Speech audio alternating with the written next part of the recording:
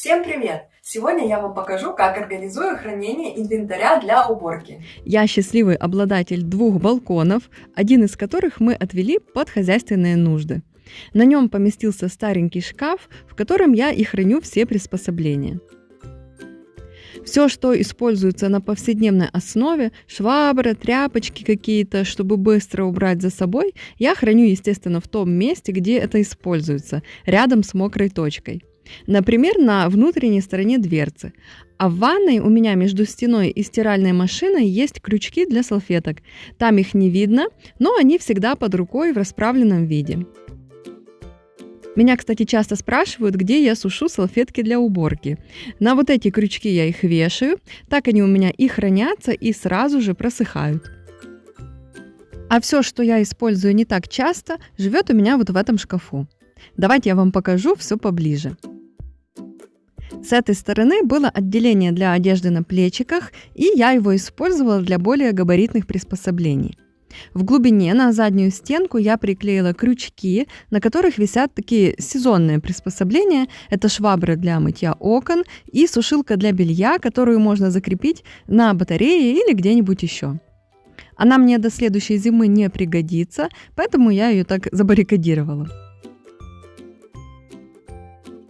Стационарный пылесос у меня относится к редко используемым вещам и хранится здесь на лоджии. Этот пылесос очень мощный, но тяжеловат, и его достает только муж, когда нужно так основательно пропылесосить во всех закоулочках, за мебелью, пододвигать диваны. В общем, то, что делается нечасто. Рядышком находятся все насадки, которые могут для этого пригодиться. Это органайзер, который обычно вешают на внутреннюю поверхность двери, но он может также подойти и для штанги. Также на штангу я вешаю крючки для релингов или кольца для шторки в ванную.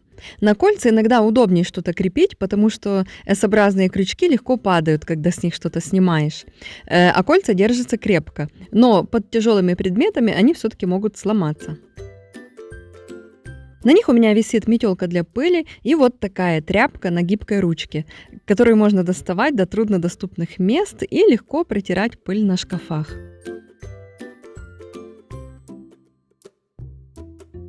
В таком подвешенном положении приспособления сразу же и просыхают. Ну и здесь у меня поместился большущий таз на специальном держателе. А в доме на подхвате у меня есть небольшой складной тазик. На внутренней стороне двери универсальный органайзер из Икеи, более известный как пакетница. Но в него удобно не только пакеты складывать, но и натыкать всякой всячины, можно и тряпку влажную повесить, и щетку засунуть, все без проблем просохнет. Органайзер приклеен таким образом, чтобы не пересекаться с тазиком. Если я повесила сюда что-то мокрое, то просто не закрываю сразу дверь до конца. А в целом она закрывается без проблем, пространство заполнено полностью, и несмотря на это, до всего легко добраться.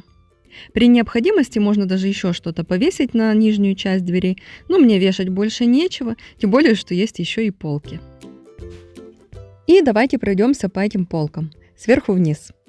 В самом труднодоступном месте стоят банки от консерваций, которые мы регулярно отвозим родителям в обмен на новые соленья варенья. Для того, чтобы они занимали меньше места, я их ставлю в 2 этажа. Очень просто. Внизу ставим банки одного размера, на них дощечку, картонку или у меня лист ДВП, и наверху можно поставить еще один слой банок. Никаких дополнительных полочек здесь не нужно, потому что я их не достаю, не пользуюсь, они просто стоят здесь, дожидаясь своего часа. А впереди хранятся разные расходники, щеточки, фильтры, салфетки для пылесоса, запасные тряпки от швабр, губки и еще магниты для мытья окон. Я недавно выкладывала видео о том, как ими пользоваться, как подбирать. Если у вас есть неоткрывающиеся окна, которые опасно мыть обычным способом, посмотрите, может вам пригодится.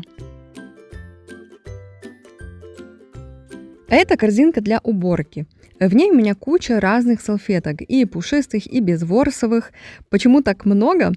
Потому что, когда я убираю во всем доме сразу, то для экономии времени и сил предпочитаю так называемую безведерную уборку. Я беру много тряпок, смачиваю их при необходимости, складываю туда все, что мне может пригодиться во время уборки, и иду в бой. В процессе я ничего не стираю, не прополаскиваю, только быстро протираю все поверхности. А потом все использованные салфетки отправляю в стиральную машинку. Сзади дожидаются своего часа запасные лампочки, а здесь у меня всякая мелочевка и реквизит для съемок. Разные крючки, липучки, держатели. Такой органайзер часто продается как аптечка. Наверх кладут таблетки, а вниз баночки.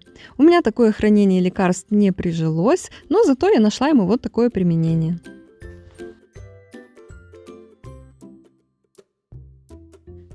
Чуть ниже я храню пароочиститель в коробке, чтобы было удобно переносить его вместе со всеми насадками. Родная коробка идеально подошла по размеру полки, поэтому я не стала ничего выдумывать и так и храню все в ней. Про пароочиститель у меня часто спрашивают в комментариях, и я тоже выпускала отдельное видео о нем. Поэтому, если захотите подробностей, посмотрите, я оставлю внизу ссылку на этот ролик. А рядом поместилась еще небольшая складная табуретка. Очень удобная вещица, она почти не занимает места, но когда надо дотянуться повыше, ее можно разложить и приподняться. Внизу еще одна полочка для каких-то запасов бытовой химии, бумаги, а на нижней все для ухода за цветами и переноска для нашего ежика. Сразу предвосхищаю вопросы про ежика. Он у нас не из леса, это африканский карликовый еж, домашнее животное. Ролики, о которых я упоминала в этом видео, сейчас должны появиться здесь и здесь в виде конечных заставок. Если вы со мной недавно и еще их не видели, нажимайте, переходите, смотрите, пишите и читайте комментарии. Мои зрители все очень продвинутые хозяйки, и в комментариях можно найти еще кучу дополнительных идей и полезных советов. Все, спасибо вам за внимание, надеюсь, было полезно. До встречи!